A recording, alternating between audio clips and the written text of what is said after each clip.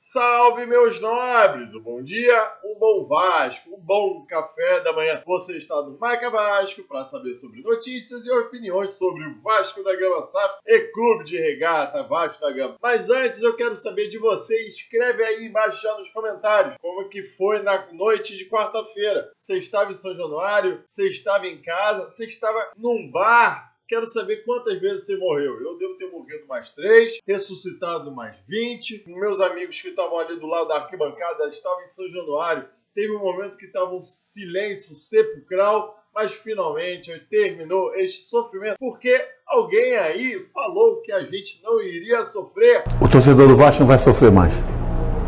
Acabou. O sofrimento foi até o jogo do Ituano.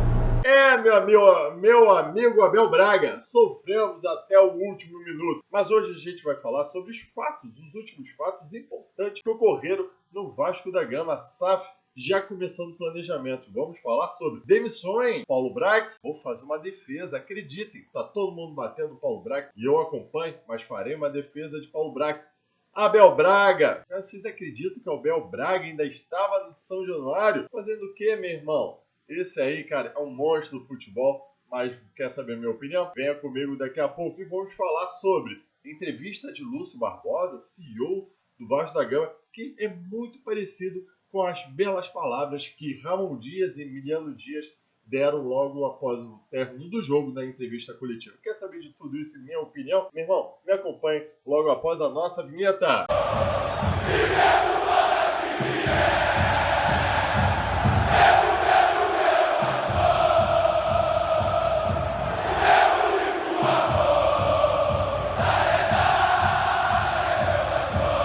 Bom dia, meu amigo, seja muito bem-vindo ao Marca Vasco, que aqui eu já dou um bom dia especial se estiver me vendo ao Thiago. Infelizmente não perguntei ao seu sobrenome, mas ao Thiago ele é funcionário, ele estava trabalhando no jogo de quarta-feira, ele assim que você entra ali naquele perímetro de São Januário, ele me cumprimentou, muito obrigado pelo seu trabalho e pelo acompanhamento aqui no canal. E assim, meus amigos, já faço aqueles pedidos. Largue o dedo no like, faz esse vídeo subir aí nesse YouTube de meu Deus. Inscreva-se no canal, no Marca Vasco. Aperte aquela sinetinha para você ficar ciente das nossas lives. Hoje, a tradicional live de sexta-feira de tarde, a sextou, não vamos ter o Tribunal Esportivo do Marca, porque eu sei que você está cansado de informação do Vasco.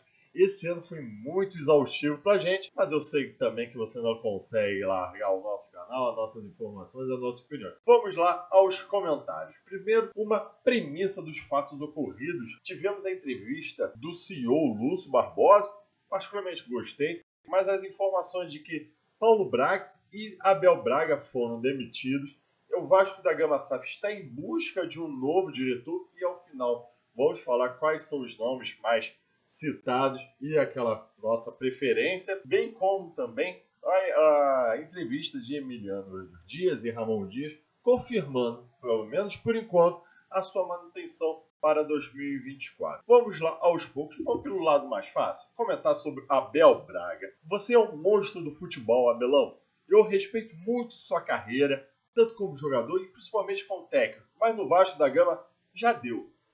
Já esse ano, então, principalmente depois com a vinda de Ramon Dias e Emiliano Dias, ninguém soube até agora qual era a sua função na Vasco SAF. A sua função foi dar esse vídeo que eu coloquei no começo do canal, que ninguém ia sofrer. Sofremos até o último minuto, e eu já tinha falado isso, vamos sofrer até o apito final do juiz. Você deu uma entrevista no começo do ano elogiando o trabalho de Maurício Barbieri, que era um jovem promissor. Meu Deus, foi horroroso. E você assinou embaixo esse trabalho e você não entendia por que ele foi demitido. Meu Deus, porque nada deu certo. E olha, tanto não deu certo com o Maurício Barbieri, que ele utilizou o Santos como exemplo de nunca ter jogado uma segunda divisão. Jogou e depois de então não conseguiu mais emprego. Não sei se ele teve convites ou não teve convites, ou recusou convite. O fato é que ele está desempregado até agora. Então, esse ano, seu Abelão, não deu nada certo. Para culminar, quando você vai dar, ou pelo menos uma entrevista, e fala sobre a sua demissão, você pega de surpresa demissão de Paulo Brax, falando que ele fez um trabalho maravilhoso. Que merda! Repetindo de novo o que você já falou. E Abelão, você remontar o elenco do Vasco, todos os diretores de futebol do Vasco que entra faz a mesma história. Demitem todos os jogadores, contrata novos jogadores ruins e a gente termina o ano sofrendo. Aí não dá, Abelão. Inclusive, tá aqui o card, depois vocês assistem. Eu fiz um vídeo que é o ciclo vicioso do Vasco da Gama. E esse ano foi exatamente isso. Termina o ano a gente tendo que buscar um novo diretor de futebol para montar um novo elenco para ver se a gente faz algo melhor no ano que vem. A probabilidade que você vá para o Inter pode ir, vai fazer sucesso. Eu desejo muito sucesso na sua carreira, mas no Vasco já deu. Agora vamos falar de Paulo Brax. Parece que realmente é unânime no Vasco da Gama. Inclusive teve uma pesquisa na Net Vasco que deu 96% dos torcedores aprovando a saída de Paulo Brax. Eu acho que não teve um vascaíno que não aprovou e que não reconheceu que foi um trabalho muito mal feito lá no planejamento do começo do ano. Ele vem sempre se vangloriando, que reconstruiu o clube. Todos os diretores de futebol do Vasco da Gama tiveram que reconstruir seus elencos sem dinheiro. E você teve 110 caralhadas de dinheiro e montou um elenco fraco, investindo em jogadores fracos que não deram certo. O maior exemplo é o Orelhão. Mas aqui eu pego um nós que ninguém está comentando. Ele, na entrevista coletiva, ele sempre fala que ele era cumpridor de ordens. E quer dizer, será que a mentalidade, o que ele não teve um trabalho, será que o trabalho dele foi tolhido por causa da mentalidade da 77 Partners? Será que ele indicava outros jogadores e a 77 Partners é que não contratava? Isso tem que ficar muito exposto, porque não vai adiantar nada a gente tirar o Paulo Brax e vir em falas como do Lúcio Barbosa e do Ramon Dias falando que o Vasco tem que ser grande. Mas se a nossa mentalidade lá do dono do clube hoje, do futebol, a 77 Partners continua com um time pequeno.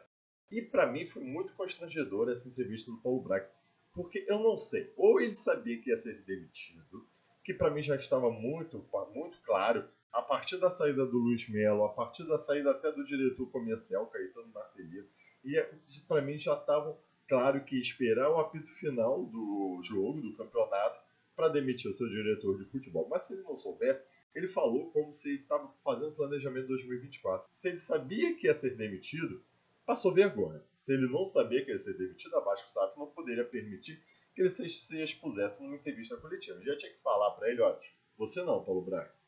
Você já que não falou nada durante esse mês todo, na última entrevista você vai ser demitido, então não se expõe não, você resguarda.